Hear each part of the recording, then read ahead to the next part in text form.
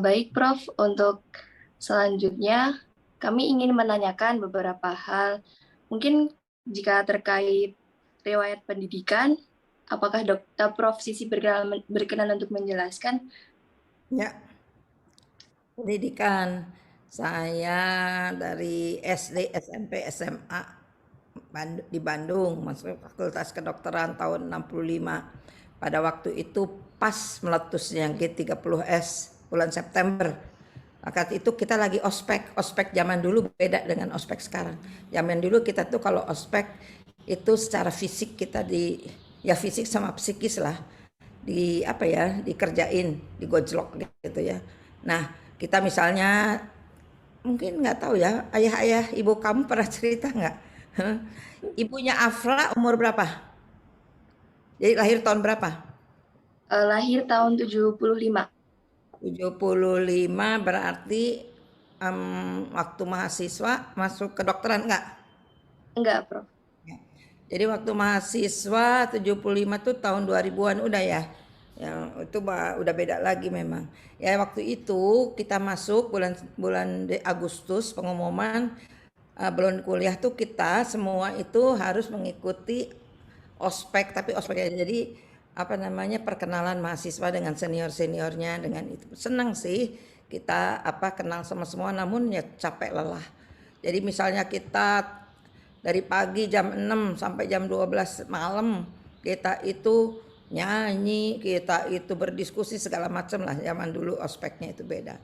Pas 30 September kita waktu itu nggak dengar kita lagi kumpul-kumpul malam apa api unggun. Nah kita waktu itu di kelas saya tuh jumlahnya adalah 150 orang. 150 orang, 150 mahasiswa dan ospek itu Unpad ya, Unpad tapi kedokteran sendiri, semua sendiri. Nah, waktu itulah kita tahu ada G30S Dewa Jenderal, besoknya kita di ospeknya di apa namanya bukan dibubarin, selesai. Belum selesai tapi udah diselesaiin.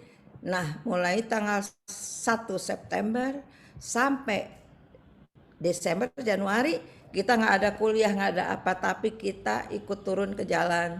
Kita ikut berbagai acara dengan seluruh mahasiswa se-Bandung. Itulah angkatan kita, angkatan yang spesial karena sesudah itu nggak ada angkatan 66 di kedokteran dimanapun. Adanya 65 terus ke 67. Jadi kita baru mulai kuliah itu Januari atau Februari 1966. 6 bulan itu kita harus masuk terus, ada apel, ada pidato, dengerin segala macam politik lah. Itu adalah khusus spesial di angkatan kita. Nah kita mulai kuliah, kuliah kita juga beda. Kuliah itu dokter, kita kumpul di satu kelas, kelasnya di Unpad, namanya kelas C. Kita tiap hari ke situ mendapat kuliah. Kalau nggak di Dago itu untuk laboratorium, belajar kimia ya di situ. Tapi belajar laboratorium itu kita kebanyakan di ITB. Dosen-dosen kita masih dosen ITB yang preklinik itu. Jadi dosen-dosen ITB ngajar kita, kemudian kita ke ITB, kita praktek di situ, di ITB praktikum. Ya, ada juga praktikum yang biokimia mah pokoknya yang udah berbau kedokteran itu prakteknya di Dago. Kalau yang nah itulah kita waktu itu apa sistemnya beda dengan sistem sekarang. Dulu ada sistem gugur. Begitu nggak lulus dikeluarin sampai kelas 3 kan. Jadi dari 150 tuh akhirnya hanya 120 kali yang bisa sampai sarjana muda. Dulu kita setiap ranking itu dapat ijazah. Jadi kita ada ijazah sarjana muda, D1, D2 banyak ijazah kita sampai akhirnya kita masuk koas tahun 70-an lah ya. 70-an, 69, 70 lah masuk koas. Kita namanya masih koas, bukan dokter muda waktu itu. Kita koas, tapi waktu itu belum ada PPDS. PPDS tau nggak singkatan dari apa? Dokter peserta pendidikan spesialis.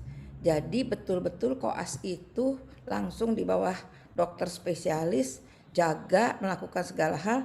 Jadi angkatan lama mungkin sampai 70-an itu masih bisa melakukan operasi, melakukan seksio, melakukan operasi yang kecil-kecil. Kecil itu termasuk batu vesika urinaria. Jadi kita itu dilatih dulu, jadi ikut dulu, sesudah itu dilepas. Jadi kalau kita jaga ada fulnus, kita periksa, kita lapor, ya jahit. Itu semua kita yang kerjain. Oleh karena itu dokter-dokter angkatan lama itu kalau pergi ke daerah, mereka itu bisa melakukan segala macam pelayanan dari A sampai Z. Nah, sesudah ada PPDS, ada itu koas tersisih. Jadi yang berperan PPDS karena pasiennya juga dikerjakan sama mereka. Jadi kompetensinya sudah beda. Ya, mungkin itu. Jadi saya lulus 73 ya. Dulu semesternya itu sekolah kedokteran itu 8 tahun. Ya, lama. Sekolah lama, makanya banyak juga sih yang ngapain jadi dokter lama. Kalau belakangan mungkin 6 tahun, malah sekarang kali berapa? 4 tahun esket ya. Udah gitu tambah ini ya 6 tahun. Ya.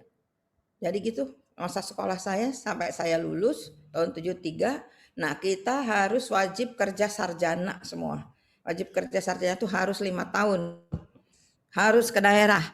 Waktu itu masih belum ada protes-protes apa tidak manusiawi apa dan segala sampai, tapi itu membuat kita menjadi lebih apa namanya? Lebih setia kali ya. Karena kita nurut aja. Harus ke daerah ya kita ke daerah. Harus 5 tahun sebelum kita ambil spesialisasi ya 5 tahun. Ya, kalau sekarang lulus aja bisa langsung spesialisasi kali ya gitu ya. Beda, udah beda banget. Jadi waktu itu saya kerja di Banten, di Kabupaten Serang, di Rumah Sakit Umum Daerah. Waktu itu Rumah Sakit Umum Daerahnya, masih belum ada puskesmas waktu itu. Waktu saya lulus. Belakangan memang ada puskesmas, semua harus ke puskesmas. Nah, waktu saya kerja di rumah sakit dan di sana juga sebagai dokter umum, tapi tidak ada spesialis anaknya. Jadi saya mengerjakan semua pekerjaan dokter spesialis anak dan penyakit dalam waktu itu. Ya. Jadi itulah bedanya. Udah sampai di situ, kemudian tahun 77 karena alasan menikah keluarga saya pindah ke Bandung. Pindah ke Bandung karena belum 5 tahun, belum bisa spesialisasi waktu itu. Jadi spesialisasinya 2 tahun kemudian. Ya, 2 tahun kemudian saya ambil anak tahun 80, lulus tahun 83 ya, anak itu. Anak juga masih sedikit waktu itu, waktu angkatan saya cuma 3, kalau sekarang kan sampai 15 ya. Ya itulah 83 lulus 80 masuk anak, lulus 83. Nah, saya kebetulan diminta jadi staff. Jadi saya pekerja langsung di bagian anak di Bandung. Udah nggak kemana-mana lagi. Ya. Kemudian sudah itu saya diberi kesempatan untuk sekolah. Saya ikut waktu itu ada kerjasama Unpad dengan Belgia. Dengan 5 university di Belgia. Kemudian kebetulan saya terajak masuk ke kelompok yang respirologi. Nah, dari setiap kelompok itu bisa sekolah S3 di Belgia. Nah, saya ambil S3 di Belgia tahun 1990 saya dapat S2 dulu, 1993 saya dapat S3-nya. Udah waktu itu sandwich, jadi saya meninggalkan anak dan suami beberapa bulan aja, nggak penuh karena penelitiannya di Indonesia. Udah itu pendidikan saya sampai akhir, guru besarnya dapatnya tahun 2003. Jadi 73 lulus gampang, 73 lulus dokter, 83 lulus spesialis, 93 lulus dokter, 2003 dapat guru besar. Itu pendidikan saya.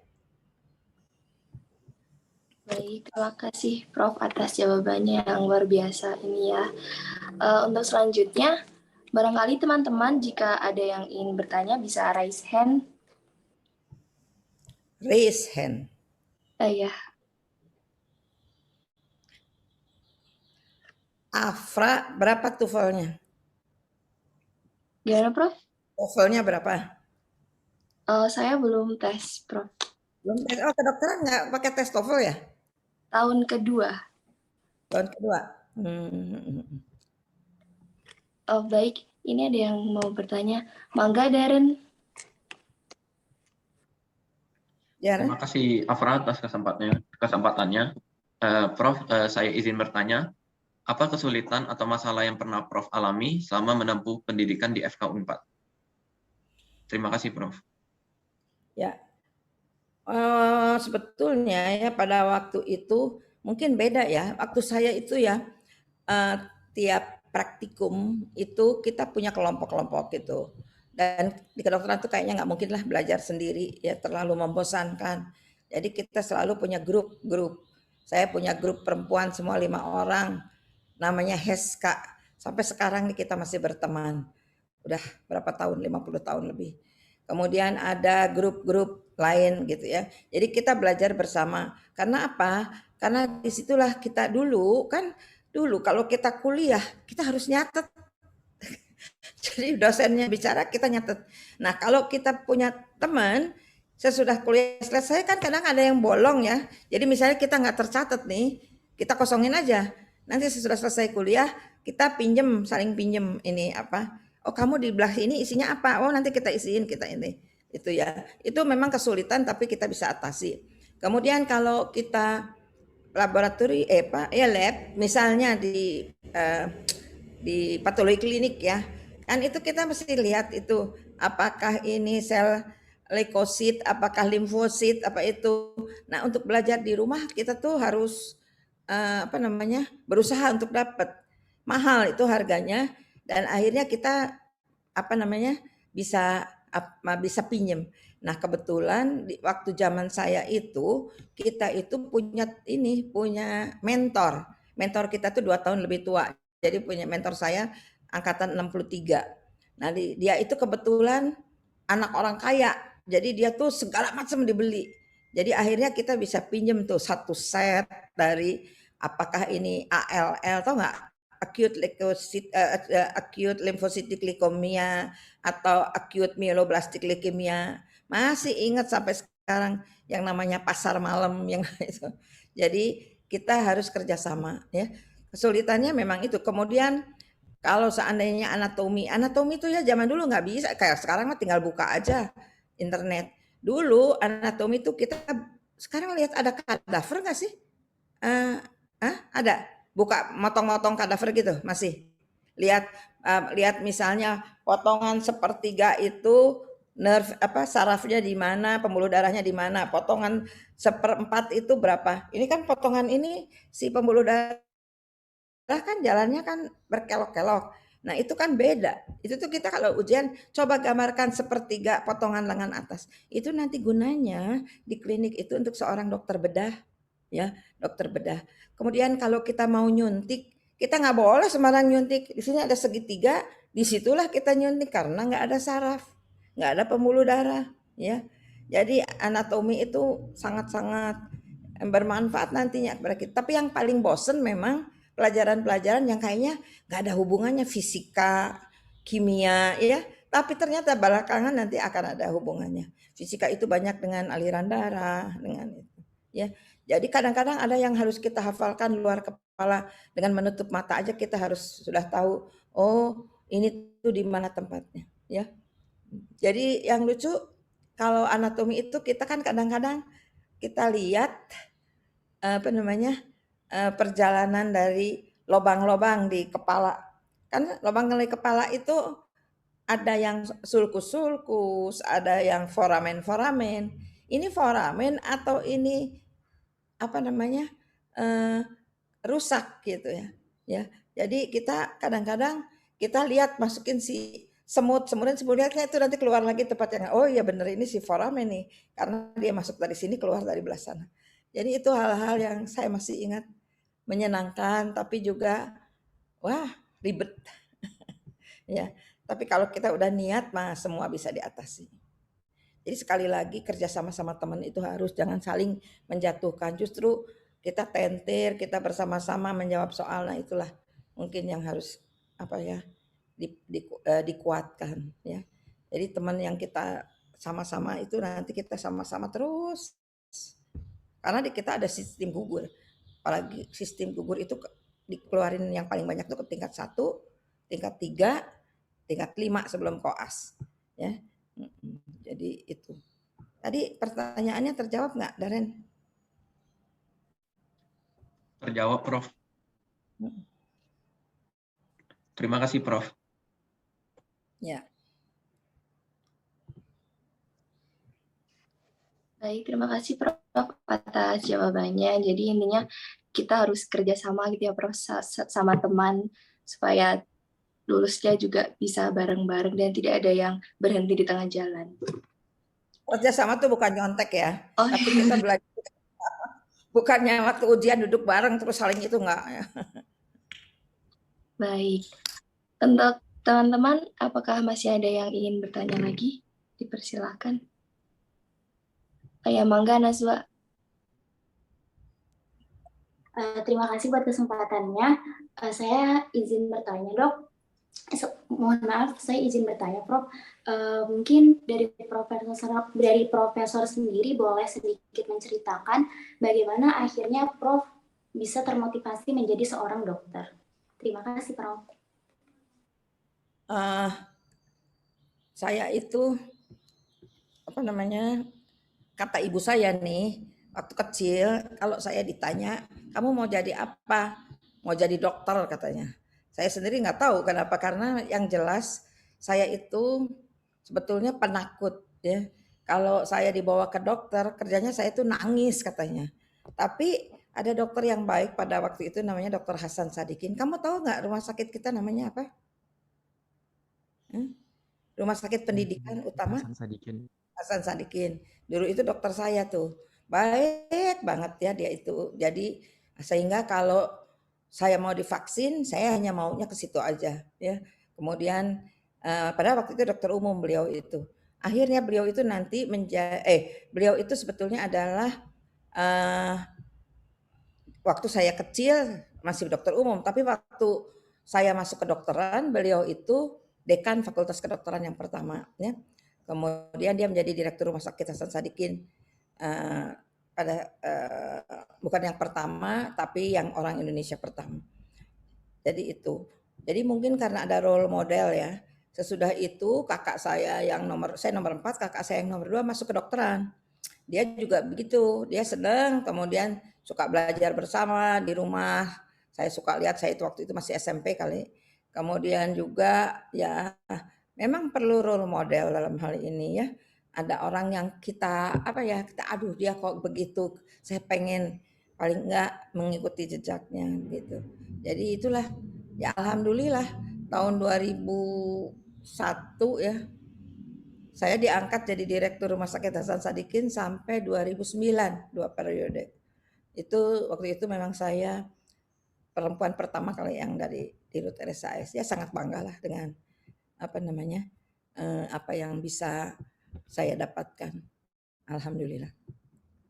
Jadi begitu. Jadi kita memang harus punya role model dalam hal ini ya. Dan yang kira-kira bisa memotivasi kita. Ya. Kebetulan saya memang orangnya senang organisasi, saya aktif di organisasi di Senat Mahasiswa, banyak teman dan segala. Dan memang kita itu harus harus nggak cuma jadi kutu buku aja gitu pengen bagus tuh. Tapi kita juga harus aktif di dalam bidang-bidang lain. Ya. Saya juga aktif di olahraga. Ya. Jadi waktu itu memang kehidupan kampus itu kelas yang sangat menyenangkan lah.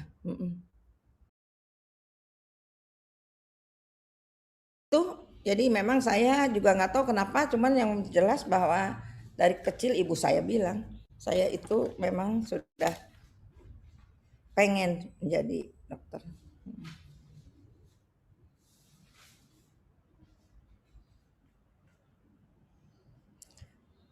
Waktu saya kerja di Serang, tahu nggak Serang di mana?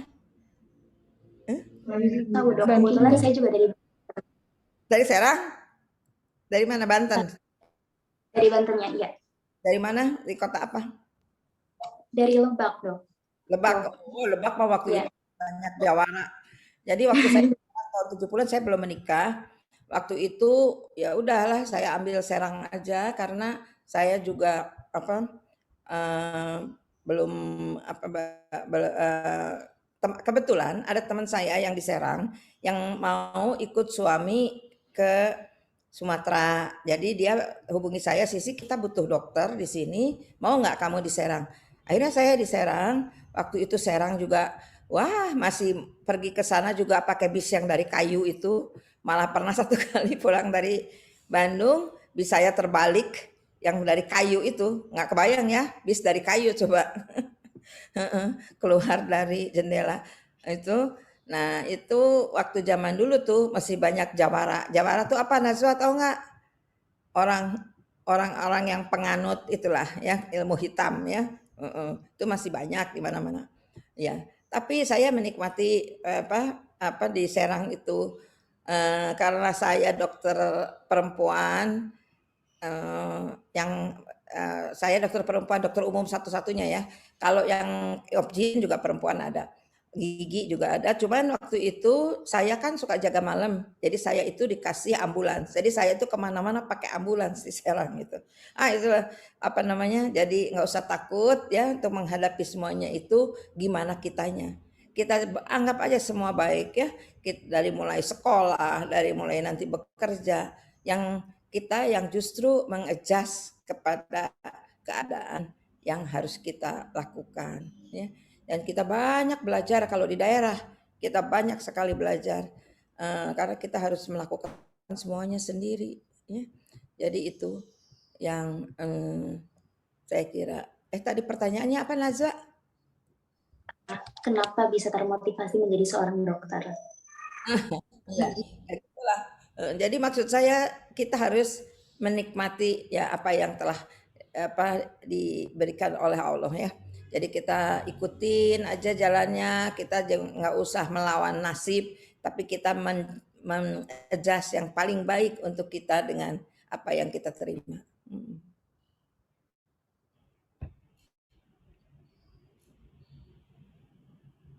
Baik, terima kasih Prof atas jawabannya. Jadi tadi Prof motivasinya untuk menjadi dokter karena ada beberapa role model dari keluarga dan juga dari Dokter Hasan Sadikin tadi ya, seperti yang sudah disebutkan. Gimana Nazwa? Apakah sudah jelas jawabannya atau masih ada yang ingin ditanyakan? Sangat jelas. Terima kasih banyak Prof. Untuk teman-teman, apakah masih ada yang ingin bertanya? Oh ya, mangga Atifah.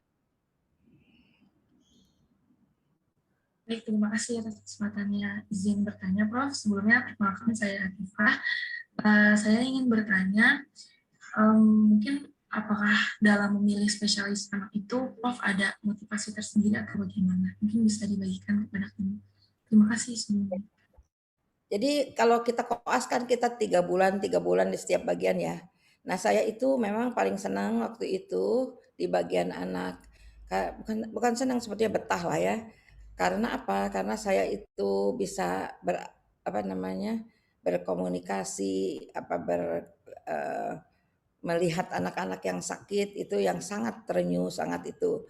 Kemudian juga betapa bahagianya anak itu kalau dia sembuh gitu ya. Itu membuat suatu rasa nyaman, rasa senang ya, puas bahwa kita mendapatkan ini.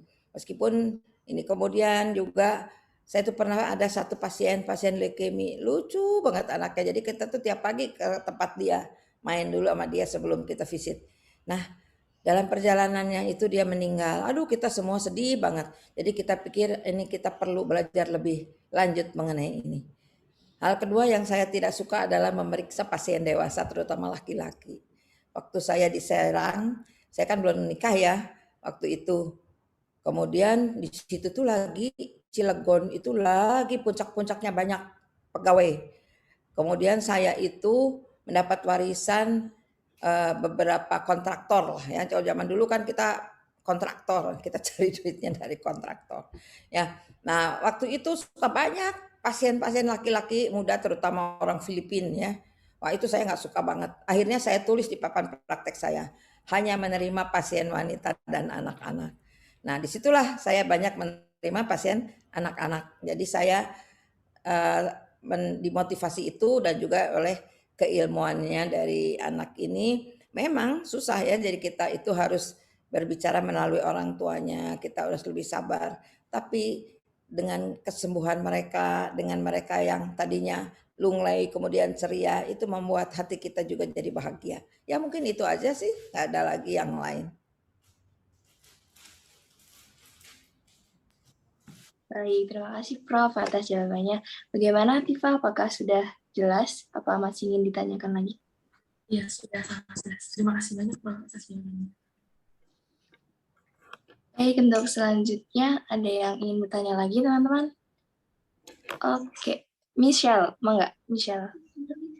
Baik, Prof. Sebelumnya perkenalkan nama saya Michelle. Saya ingin bertanya, sebelumnya saya pernah membaca bahwa Profesor pernah menjadi direktur wanita pertama yang memimpin RSHS. Mungkin boleh diceritakan sedikit, Prof, mengenai pengalaman tersebut? Ya, terima kasih Michelle. Michelle dari mana? Dari Bandung, Jakarta, Surabaya? Saya dari Bogor, Prof. Ya, saya itu memang sebetulnya saya itu tidak berniat untuk bekerja di manajemen ya, manajemen rumah sakit. Saya itu seorang peneliti sebetulnya. Saya itu senang meneliti karena waktu itu saya punya panutan juga Prof. Ana Ali Syahbana yang beliau juga ahli di dalam penelitian. Sampai sekarang saya masih meneliti meskipun saya sudah masuk ke emeritus ya, udah masuk ke apa. Jadi pada waktu itu saya pulang dari Belgia, saya dipanggil oleh wakil direktur rumah sakit. Bu, bantu dong kita, bantu apa ya? Saya bilang bantu manajemen. Aduh, saya nggak mau lah. Saya bilang saya itu bukan di situ bidangnya. Enggak, bantunya di bidang pendidikan dan penelitian rumah sakit. Oh, karena bidang pendidikan dan penelitian rumah sakit, jadi akhirnya ya saya ambil lah ya. Meskipun saya bukan Mars, bukan master rumah sakit. Jadi sejak itulah saya harus terlibat dan belajar mengenai perumah sakitan. Itu mungkin karena jalur aja, karena nasib aja, ya. Jadi akhirnya ya kalau udah diberikan satu tugas ya saya akan melaksanakan dengan sebaik mungkin ya, dengan semaksimal mungkin. Nah waktu itu udah saya ini pendidikan penelitian di rumah sakit untuk bidang itu. Nah kemudian pas berapa tahun ya, tahun 95 ya diangkat jadi kepala bidang pendidikan penelitian. Tahun 77 mereka butuh wakil direktur bidang pelayanan. Nah kalau udah di situ kan udah nggak bisa lagi. Saya diminta jadi wakil direktur. Ya sudah, saya juga ikut. Ya udah. Nah udah tahun 97 pas 2001 mereka butuh direktur utama karena ada suatu program yang baru dari Kemkes nih, akhirnya saya diminta dan diangkat jadi. Memang waktu itu saya udah banyak belajar sih tentang perumah sakitan ya. 2001 saya diangkat jadi direktur utama Rumah Sakit Hasan Sadikin. Dulu kan nggak ada dirut ya. Dulu itu direktur aja, direktur, wakil direktur. Nah sekarang kan dirut dengan direktur. Ya udah terjun, ya udah sampai akhirnya saya sampai 2 periode 8 tahun. Pada waktu memang lagi susah-susahnya karena periode peralihan. Tapi ya alhamdulillah bisa lewat dengan baik.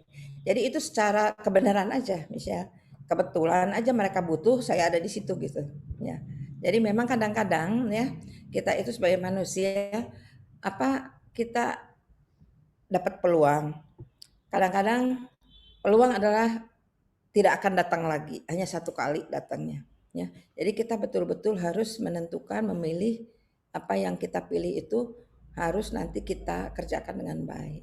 Ya, itu. Jadi akhirnya mestinya kan 4 tahun selesai, malah ada yang cuma 1 tahun ya. Nah, kebetulan saya memang dipercaya untuk 2 periode waktu itu. Dan waktu itu ada pembangunan gedung baru ya yang di Parahyangan itu di belakang. Jadi itulah. Jadi semua itu biasanya sudah diatur kali oleh yang di atas, kita tinggal mengisinya dengan sebaik-baiknya. Ya.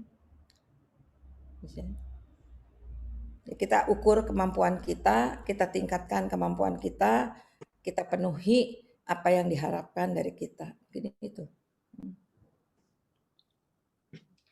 Baik, terima kasih Prof atas jawabannya. Gimana Michelle? Apakah masih ada yang ingin ditanyakan lagi atau sudah cukup jelas? Sudah sangat jelas, Prof. Terima kasih banyak. Baik, Prof. Mungkin kita masih ada satu waktu buat satu pertanyaan lagi ya, Prof. Barangkali teman-teman ada yang masih ingin bertanya sekaligus menjadi pertanyaan penutup pada pagi hari ini. Baik, Mangga, Dava. Baik, terima kasih Afra atas kesempatannya. Perkenalkan Prof, nama saya Dava, saya izin untuk bertanya Prof. Saya sempat membaca kalau Prof ini juga menerima tawaran untuk menjadi seorang dosen ya Prof. Ya. Saya ingin bertanya, apa alasan yang membuat Prof ini akhirnya memutuskan bahwa Prof ingin menjadi seorang dosen, dan mungkin Prof juga boleh di-share juga Prof mengenai suka dan dukanya selama Prof ini menjadi seorang dosen Prof. Terima kasih, mungkin segitu dari saya. Ya. Jadi waktu saya lulus spesialis anak, waktu itu kan saya udah bekerja di daerah, udah bekerja di RSHS 2 tahun sebelum saya sekolah, yaitu di ICU sama di poliklinik pegawai. Saya timbang dan timbang, waktu saya sekolah, guru-guru saya itu sangat-sangat baik, sangat-sangat memberikan contoh role model lagi ya di bagian anak itu. Akhirnya waktu mereka mengundang saya atau untuk bergabung, saya pikir mungkin inilah bidang saya. Karena saya suka pendidikan, penelitian, dan pengabdian pada masyarakat. 3 hal itu yang harus dilakukan oleh seorang dosen. Dan saya kira saya bisalah melakukan hal itu. Ya begitu lulus, jadi saya kebetulan pada waktu itu saya masih di kita kan ada ini ya, ada 2 apa namanya? Jalur ya, satu jalur Kemenkes, satu jalur Kemendikbud. Kalau dosen itu semua Dikbud, Unpad itu semua. Kalau di Rumah Sakit Hasan Sadikin itu Kemenkes. Tapi saya itu mungkin satu-satunya dokter Dikbud yang jadi direktur di Hasan Sadikin. Padahal saya jalurnya Dikbud sebetulnya. Ya. Jadi sekarang sudah nggak bisa lagi ya. Sekarang kan sangat-sangat terpisah. Kalau dulu waktu saya masih nggak apa-apa, boleh ya dari Dikbud jadi Dirut. Nah, waktu itu saya udah punya pengalaman ya di daerah, sudah pengalaman selama pendidikan, dan saya selama pendidikan juga banyak diajak penelitian sama dosen saya. Kemudian saya juga menyenangi penelitian itu. Akhirnya saya putuskan saya menjadi dosen karena saya pun ya kebetulan juga ikut suami saya dosen di ITB. Jadi akhirnya saya menetapkan untuk jadi dosen. Dan memang menurut saya sih cocok lah untuk saya. Saya bisa mengembangkan diri saya bisa melakukan pendidikan, penelitian, dan pengabdian pada masyarakat. Jadi itu salah satu motivasi saya, dan juga saya kira kesempatan untuk saya waktu itu sangat besar. Salah satunya adalah untuk mengambil jalur S2, S3 ya. Saya sudah spesialis, jadi merasa lebih lengkap lah.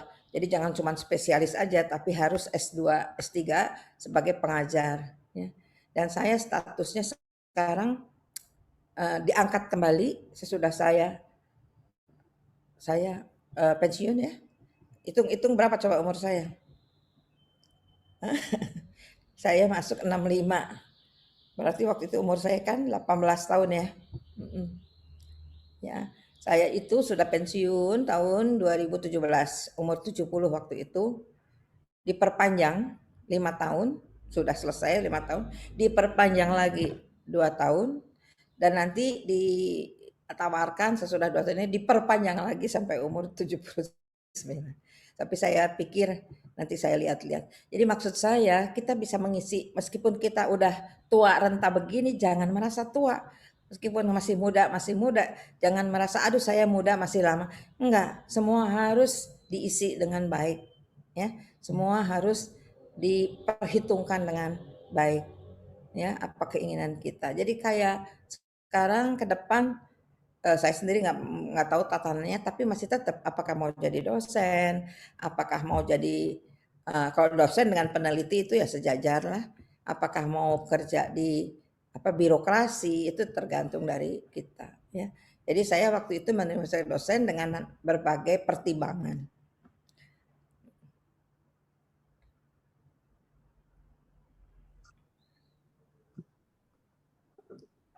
Baik, terima kasih Prof atas jawabannya. Untuk Dava, apakah sudah jelas atau masih ada yang ingin ditanyakan? Sudah jelas. Terima kasih banyak, Prof. Ya. Oke, kalau nggak ada lagi, mungkin kita apa yang masih perlu nanti di WA aja. Baik, terima kasih Prof atas jawaban dari pertanyaan yang sudah ditanyakan oleh teman-teman. Tapi mungkin sebelum penutupan, apakah ada closing statement atau pesan yang bisa diberikan kepada kami sebagai mahasiswa baru di Fakultas Kedokteran ini, Prof? Ya, sebagai closing ya. Jadi sebagai mahasiswa baru, Anda kan udah memang niat kan masuk kedokteran, niat menjadi dokter. Sudah penuhilah semua untuk mencapai apa yang Anda cita-citakan. Tapi jangan cuma sampai jadi dokter saja. Ke depan itu apa sih yang kita inginkan? Apa sih yang kita bisa lakukan? Ya, jadi mulai dengan sekarang, mulai belajar lebih teratur ya. Yaitu menurut saya juga saling membantu karena memang kerjasama yang baik itu diperlukan ya. Kalau ada satu, jadi jangan cuma belajar aja ya, ikut olahraga, organisasi, ikut kegiatan mahasiswa, karena itu akan menambah wawasan kita ya, menambah lingkungan kita ya. Dengan kita mengikuti sesuatu, kalau kita harus belajar baik lah, mengatur waktu, harus bisa mengatur waktu dengan baik ya. Kapan kita belajar, kapan kita istirahat, kapan apa yang harus kita lakukan. Yang saya harapkan semua ini nanti pada waktunya akan menjadi dokter yang baik, dokter yang tidak hanya mencari materi. Dokter itu hanya segelintir dokter itu yang kaya. Yang penting adalah kaya akan satu ilmu kita ya, kita dengan dengan sebaik-baiknya lah kita isi semua yang telah diberikan jalan oleh Tuhan, oleh Allah. Semoga kita bisa menjadi seorang dokter yang sesuai dengan yang kita inginkan juga, dan sesuai dengan yang harapan dari masyarakat ya. Itu mungkin.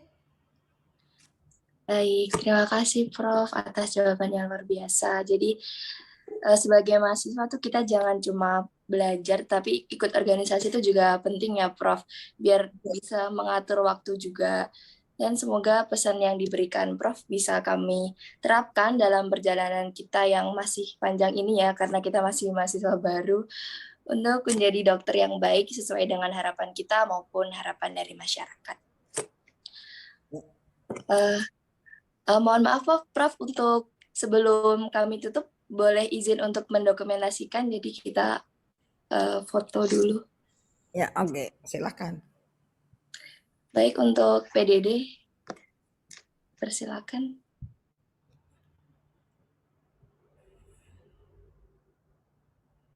Itu siapa yang baru muncul? Kok hilang lagi? Itu siapa? Oh, Afa. Saya juga bikin foto. Oke. Udah? Baik, saya izin dokumentasikan ya, Prof. Sambil ya teman-teman satu. Oh, saya tuh pakai 2 ya, iPhone-nya belum dimatiin.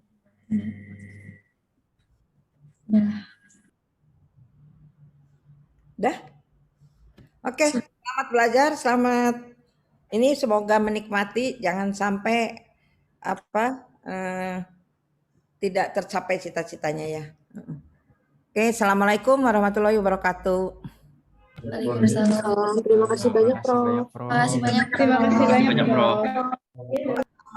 Kalau ketemu saya di jalan ditegur ya, karena saya pasti lupa.